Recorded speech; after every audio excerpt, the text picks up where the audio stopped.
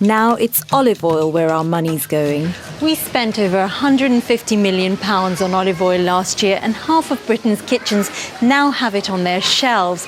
The range in supermarkets is bewildering. There's everything from extra virgin to unfiltered, mild, and the comparison in price is huge.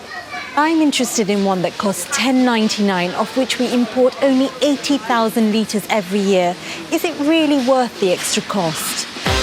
To find out, I'm going on a journey of over 2,000 miles to the West Bank, a region best known for decades of conflict. But I'm here to learn about Palestinian olive oil. This terrain is dry, arid and parched. I'm surprised anything really grows here, but this is the natural territory for olives. Olives have a longer history than Christianity in this region. Some trees are dated at least 3,500 years old. But until just a few years ago, this ancient industry was largely unknown to the outside world. Italy and Spain have dominated the international market, but now some olive oil experts are proclaiming oil from this region is the best there is. I'm on my way to meet Razik Abu Nasser, whose oil has been available on UK shelves since last year. My name's Ravinda. Nice to meet you. Razik's family have been farming this land for at least 4 generations. Today, I'm joining him on a donkey ride down to the groves, where his family are already hard at work picking. How many olive trees do you have, Razik? In all of my fields, I have about 150 trees. 150.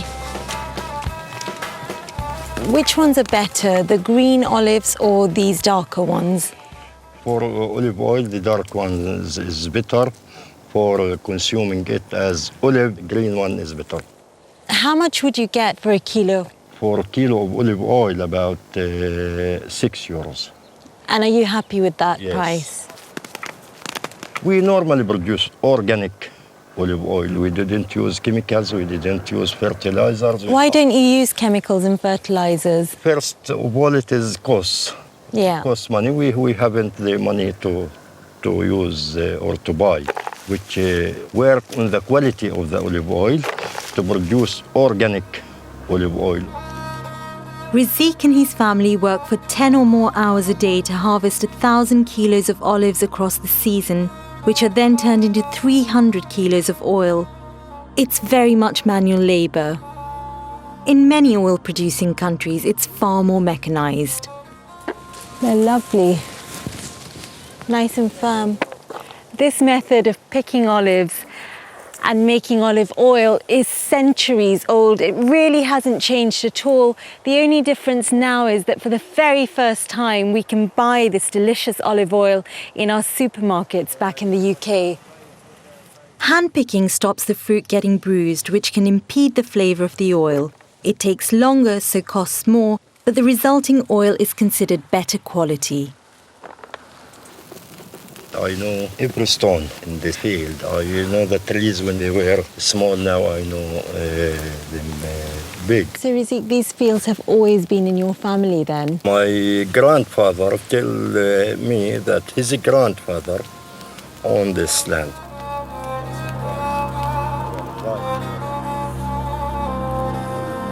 We head off back up the hill with the donkey laden. Assalamu alaikum. It's October, the start of olive season. Over the next 6 weeks, Razik will harvest his 150 trees as the fruit ripens and take it to the village press.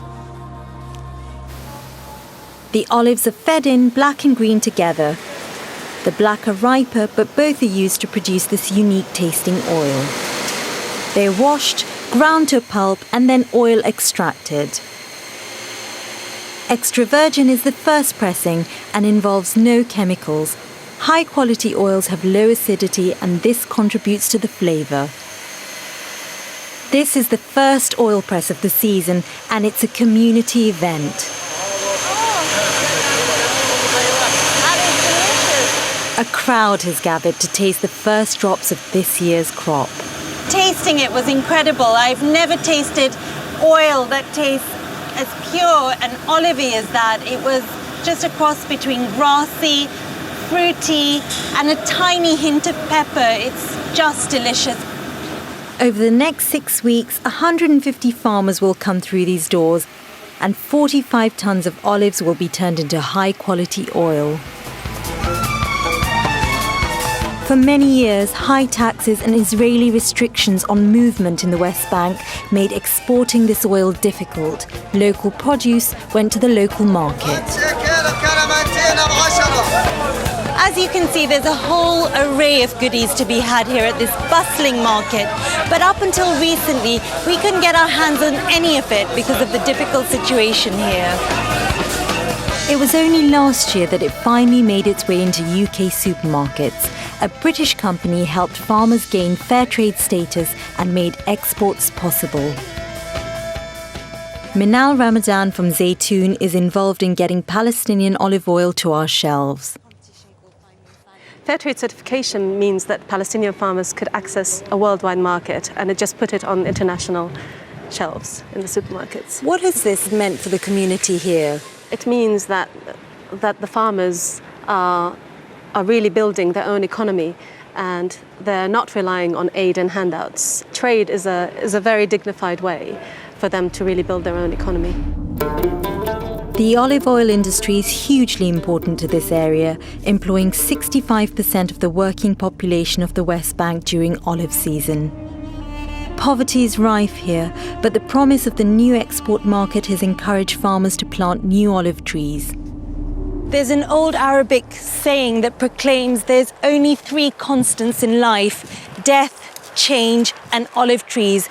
And with the export industry here really beginning to take off, these saplings are just a symbol of economic hope. But the difficulties in this region are not very far under the surface. As we're filming, a man appears with a semi-automatic rifle. There's an Israeli settlement behind me, and the man who's pulled up has got an M16 gun, so I think we're going to have to stop filming. The man is from the nearby Israeli settlement, and after making a few calls, left us to carry on. But the signs of conflict are everywhere. Olive oil is at least a positive story to come from this blighted region. Another factory, another hat. I've come to a bottling plant on the outskirts of the Palestinian city of Nablus. This is where farmer Rizik's oil will be bottled up for the UK market. Where do the bottles come from? Italy. You're importing them from Italy. Why not just manufacture your own glass? Well, actually, it's not allowed to manufacture glass in Palestine, as there is a claim that these bottles could be used for other purposes, harmful purposes. Is the worry that if you're manufacturing glass that it'll be used for bomb making? Is that what you're trying to say? Yes. Okay. What would you say to the British consumer? Why should we be buying Palestinian olive oil? We should support these efforts of people who are trying to make living. A bottle of olive oil in a kitchen in the UK, that means a few kids got milk or food in Palestine houses. Over 2 million litres of olive oil leave the West Bank each year. The UK imports 80,000 litres from this, one of the oldest olive regions in the world. On UK supermarket shelves, Palestinian olive oil doesn't come cheap. It's at the premium end of the market. But this unique tasting, hand-picked olive oil is giving a positive future to a centuries-old tradition.